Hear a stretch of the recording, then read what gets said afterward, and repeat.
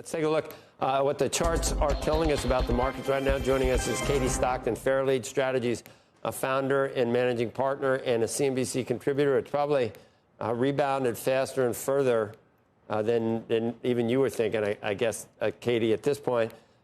Some people that are pretty smart are saying we go to new lows, and I'm thinking of Ken Griffin, I think, said that. I don't know, maybe since that China deal, maybe he's changed. But Steve Cohen just yesterday saying that. Is it petering out here, this rebound? I think we're close. We've obviously seen a very massive relief rally, and it's been broad-based. And yet within the next week or so, we are expecting signs of short-term upside exhaustion.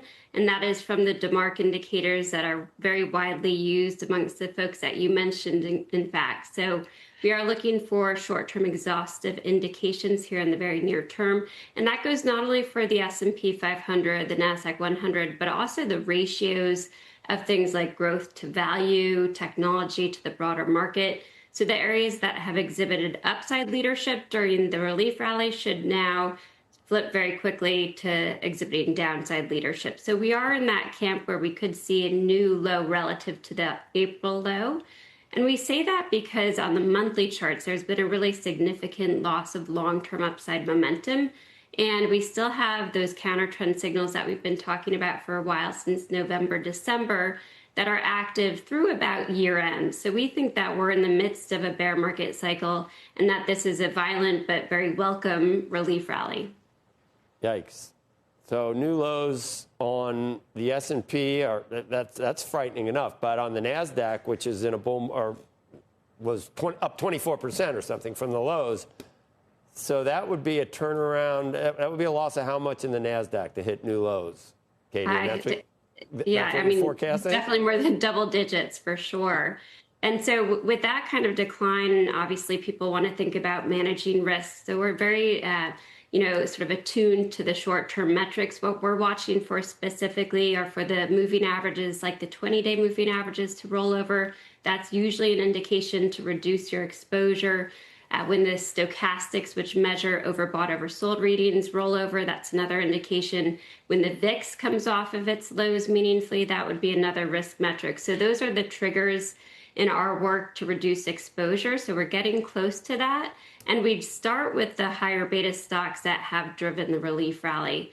That doesn't mean you go bring your equity exposure to zero. We do actually already have those signs of exhaustion in most European equity markets. So that's been an area of the global equity markets that has really outperformed. And so that's where we're first seeing those sell signals.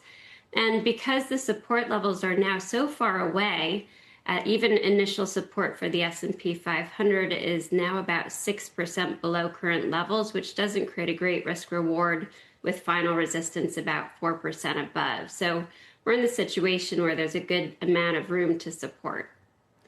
Well, we got to come up with some new names, I think. You're not saying that the NASDAQ is going, it's in a bull market, now it's going to go back into a bear market. So it was a bull market, went into a bear market, now it's a bull market, it's going back in. Everything we're seeing right now is a relief rally and a bear market to you, and the NASDAQ will enter another bear market soon. So yeah, and we measure bear and bull cycles using our long-term indicators, things like the monthly MACD indicator, a very common trend-following device. That'll help us know whether we're in a bear or bull cycle.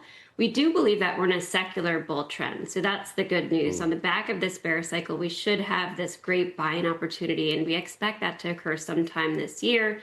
However, for now, I think there's still some downside risk, as mentioned, and that is supported by those monthly MACDs, which are telling us that even with the relief rally, that we're still in a bear cycle. Bitcoin seems correlated to high beta stocks at this point. Will that continue? Yeah, so we think so. It's certainly not acting just like gold, especially of late. We've had a nice relief rally also in Bitcoin alongside equities as gold has pulled back. So we are seeing it more correlated to the NASDAQ 100 right now, and that means people are treating it as a risk asset, and we think appropriately so. We have a neutral long-term bias on Bitcoin. It's obviously entered a trading range. Resistance is somewhat close to current levels within that range, so we're not active buyers, But we do think that Bitcoin has a place in a portfolio, a very small place perhaps at this time, even with a neutral long-term bias. We like the diversification that it can lend at times.